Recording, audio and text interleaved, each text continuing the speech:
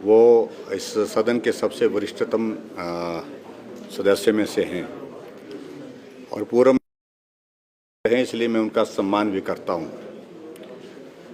उनकी पार्टी उनका सम्मान करती है नहीं करती है वो मैं उन पर छोड़ देता हूं। उस पर कई तरह के प्रश्न हैं, लेकिन मैं एक व्यवस्था के अनुसार बड़ा स्पष्ट कर रहा हूं उस बात को। जिस बात के लिए हम दोषी है ही नहीं, जिसमें हमारी गलती है ही नहीं, उनको जबरदस्ती इस विषय को इस तरह से आगे बढ़ाने की कोशिश नहीं करनी चाहिए। स्वीकार करना चाहिए उनकी गलती है, बहुत बड़ी चूक हुई है, बहुत बड़ी भूल हुई है और गलती आदमी से होती है। सुधार की गुंजाइश हमेशा मौजूद होती है और उनको सुधार करना चाहिए। मैं बार बार इस बात को कह रहा हूं और ऐसे में मैं उम्मीद करता हूं कि गलती हुई है उसको स्वीकार करो और स्वीकार करने के साथ में जो है महामहिम राज्यपाल महोदय जी के पास जाकर के उनको इस बात के लिए माफ़ी मांगनी चाहिए कि हमसे गलती हुई है।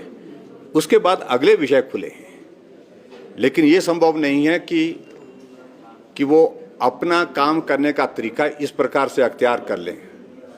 हर बार गलती करें, बार बार गलती करें और उस गलती को अपनी रोज़मर्रा की ज़िंदगी का हिस्सा बना दें, आदत बना दें, तो उसको तो एक वक्त जो है किसी न किसी दौरान जो है उसको ठीक करना, सुधारना जो है उसको पड़ेगा। ऐसे में हमने कोई भी उनके खिलाफ, विपक्ष के किसी व्यक्ति के खिलाफ हमारा कोई मुद्दा नहीं है। उनके व्यवहार पर हमारा ऐतराज़ है और ऐतराज़ इसलिए है कि उनने सारी मर्यादाएं तोड़ करके जो काम किया है वो माफ़ करने के योग्य नहीं है, वो स्वीकार करने के योग्य नहीं है। सर, वीरभद्र जी आज आए थे, आपने कहा बड़ा दिल आपका है, क्या और बड़ा दिल दिखाते हुए क्या उनका सम्मान को करते हुए करते हो? देखिए, मैं उसमें कुछ नहीं कहना चाहता हूँ। हमने वो भी दौर देखा है जब उनकी ही सरकार के दौरान हमको यहाँ से मार्शल से उठा करके जंगल में फेंक करके आए थे। इसलिए मैं उन पर ज़्यादा टिप्पणी नहीं करना चाहता हूँ। वो दौर हो गया, लेकिन फिर भी उसके बावजूद उस वक्त तो हमने राज्यपाल महोदय जी के खिलाफ हमने तो बैल में आकर के सिर्फ प्रोटेस्ट ही किया था। तो हमको यहाँ से उठा करके बाहर कर दिया गया था। उस वक्त उठा करके जंगलों में बसों में डाल करके वहाँ से उठा करके फेंक दिया गया था। यहाँ से रिज के मैदान से हमको उठा करके बसों में डाल करके कहाँ छोड़ करके आए थे।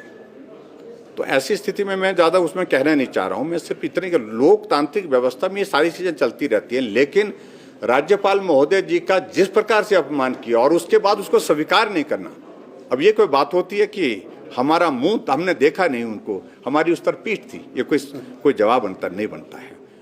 और ऐसे में राज्यपाल महोदय जी ने अभी तक अपना अभिभाषण समाप्त नहीं किया था, उससे पहले ही विपक्ष के नेता खड़े होकर के कहते हैं ये झूठ का पुलिंदा है। तो मान करके चल रहे थे वो कि उनने सुनना ही नहीं है।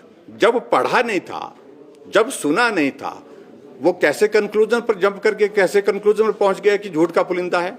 मानसिकता बड़ी साफ है, इस मानसिकता को ठीक करने की जरूरत है। मैं सिर्फ इतना ही कहना चाहता हूं, नहीं तो लोग कांग्रेस को ठीक कर देंगे।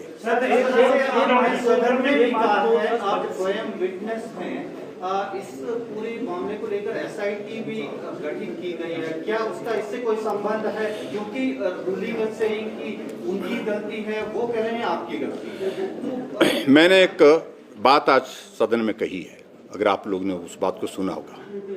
उन्होंने जितनी भी रिकॉर्डिंग आपने वीडियो में की हुई थी उसको कहा कि ये सब गलत है, ये ठीक नहीं है।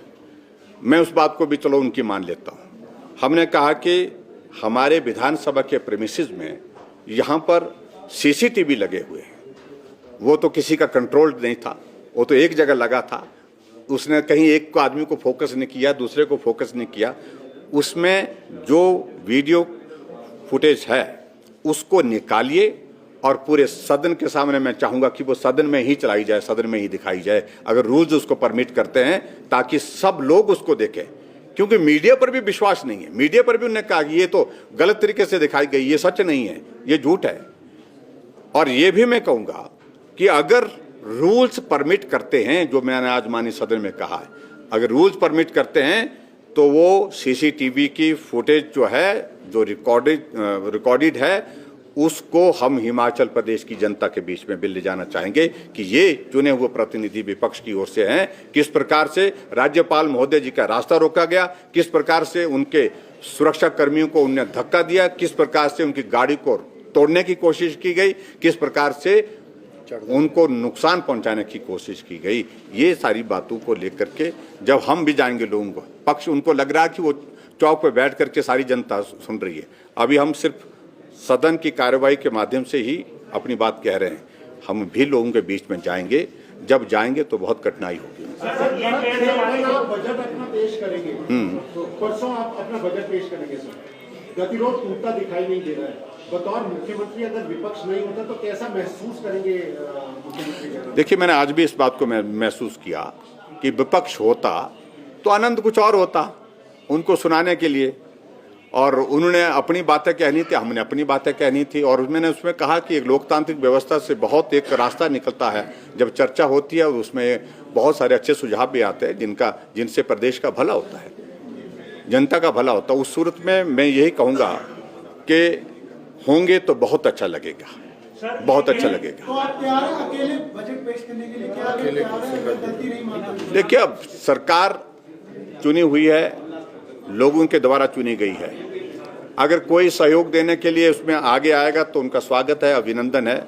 नहीं तो जो संवैधानिक दायित्व तो हमारा है, जो कार्य हमारा सरकार का है, उसका निर्वहन करने के लिए हम आगे बढ़ेंगे। कह रहे हैं कि हम राज्यपाल से माफी नहीं मांगेंगे, क्योंकि आप कह रहे हैं कि उनको माफी मांगी है। तो क्या माने कि बिना विपक्ष के या बिना लीडर ऑफ ऑपोजिशन के सब चलेगा? कोई डेडलॉक या फूटने कोई उम्मीद नहीं? नहीं, मुझे लगता है कि जो हमको सलाह दे रहे हैं कि बड़ा दिल करना चाहिए, उनको सुनिए भाई, जब हमको सलाह दे रहे हैं कि मुख्यमंत्री को बड़ा दिल करना चाहिए, तो मैं भी उनसे यही कहूंगा कि वो भी बड़ा दिल करें, जो गलती हुई है उसको स्वीकार करें, राज्यपाल महोदय जी के पास जाएं, उनसे माफी मांगे और उनसे बोलें कि हम इस घटना के लिए शर्मिंदा हैं। तो इतना बड़ा भारी हो जाएगा। ये दिल तो हमारा तो बहुत बड़ा है। हम तो कह रहे हैं कि आओ भाई बैठो, जो बाहर हैं उनको नहीं आना है कोई बात नहीं, बाकी तो बैठो। सर, वीरभद्र सिंह भी ये कह रहे हैं कि पहल तो सरकार को करनी पड़ेगी, क्योंकि पक्ष और विपक्ष एक परिवार है और दोनों को एक दूसरे के प्रति सहनशील होना पड़ेगा। हम हमेशा खुले मन से, खुले दिल से बात कह रहे हैं भाई। हम कब बोल रहे हैं? मुझसे अगर मेरे साथ झगड़ा हुआ होता, मेरे साथ ही सारी घटना हुई होती, तो मैं उसी वक्त कर लेता, मैं उसी वक्त माफ कर लेता, कोई बात नहीं, मैं दिल बड़ा करके बोल देता। लेकिन घटना तो राज्यपाल महोदय जी के साथ हुई है, इसलिए ये बहुत लाजमी है कि उनको जो है बिना शर्त के माफ़ी मांगनी चाहिए, और इस गलती के लिए जो है वो अपने सुधार के लिए राज्यपाल महोदय जी के समक्ष जाकर के अपनी बात कहनी चाहिए। Thank you very much.